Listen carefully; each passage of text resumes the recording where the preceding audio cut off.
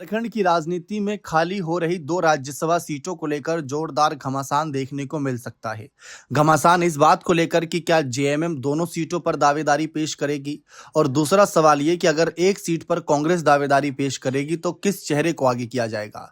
और तीसरी बड़े सवाल ये भी है कि क्या बीजेपी इस बीच कोई बड़ा खेला करने की तैयारी में है। क्या बीजेपी को कोई भरोसा है कि इस बार कोई खेला होगा या नहीं होगा। फिलहाल रणनीतिक तौर पर माना जा रहा है कि कहीं ना कहीं माहौल बनेगा। इन सब के बीच चंपई सोरेन को लेकर भी खूब चर्चाएं थीं, क्योंकि जब सीटों को लेकर बात उठी, बड़े चेहरों को लेकर बात उठी कि किन्हें भेजा जा सकता है, तो अंजनी सोरेन, कल्पना सोरेन, सीता सोरेन यानी परिवार के ही सभी चेहरों के नाम सामने आए। लेकिन राजनीतिक विश्लेषकों का यह मानना था कि चाचा चंपई सोरेन के कद को देखते हुए उन्हें राज्यसभा सीट का ऑफर दिया जा सकता था और उनको और उनके बेटे बाबूलाल सोरेन को जेएमएम में वापसी करवाई जा सकती थी। अच्छा मौका है, माहौल भी सही है, क्योंकि चंपईदा जिस तरीके से भारतीय जनता पार्टी में शामिल तो हुए, अपने बेटे को टिकट दिलाने में भी कामयाब रहे, एक नहीं दो बार, लेकिन दोनों बार उन्हें हार का सामना करना पड़ा। पुत्र मोह साफ तौर पर नजर आ रहा है कि पूरा जोर लगा दिया, लेकिन जनता चंपई सोरेन के बेटे बाबूलाल सोरेन को स्वीकार नहीं रही है।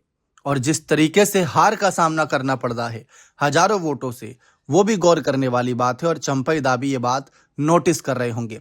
सबसे बड़ी बात ये भी उठ रही है कि क्या घाटशिला सीट से ही बाबूलाल सोरेन अपनी जमीन मजबूत करते रहेंगे, या अब चंपई सोरेन खुद अपनी जगह अपने बेटे बाबूलाल को आगे करेंगे सरायकेला सीट से। आने वाले समय में यह भी माहौल बनना शुरू हो गया है, क्योंकि घाटशिला सीट पर 2 बार बाबूलाल चुनाव लड़े, दोनों बार हारे। चंपई सोरेन सरायकेला सीट पर पहले जेएमएम के सिंबल पर लड़ते थे, तब जीते, फिर बीजेपी के सिंबल पर लड़ा चुनाव, फिर जीते। तो ये साफ दर्शा रहा है कि किस तरीके से चंपई सोरेन का कद तो लगातार बरकरार है, लेकिन हाँ, कोल्हान टाइगर का जो एक तमगा था, जो एक उपाधि दी जाती थी, वो इन चुनावों में थोड़ी फीकी पड़ गई, क्योंकि कोल्हान की सीटों पर चंपई सोरेन खेल नहीं बिगाड़ पाए हेमंत का।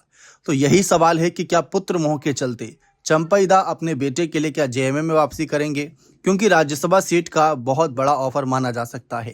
राज्यसभा खुद जाकर चंपई सोरेन अपने बेटे बाबूलाल सोरेन के लिए जेएमएम से सरायकेला सीट की मांग कर सकते हैं, अगर वहां पर उपचुनाव होता उनके इस्तीफे देकर।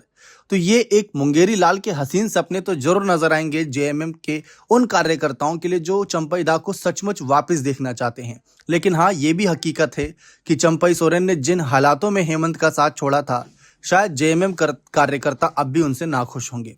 देखते हैं इन 2 सीटों पर किन चेहरों को आगे किया जाएगा, और इनमें से एक सीट शिबू सोरेन के निधन के बाद खाली हुई है, तो ये भी गौर करने वाली बात होगी कि उनके कद जितना नेता तो कहीं ढूंढने से ना मिले भले ही, लेकिन हाँ, कोई ऐसा नेता चाहिए जो कल को ये दिखा सके कि मैं शिबू सोरेन जी की विरासत को आगे लेकर जाऊंगा राज्यसभा सदन में।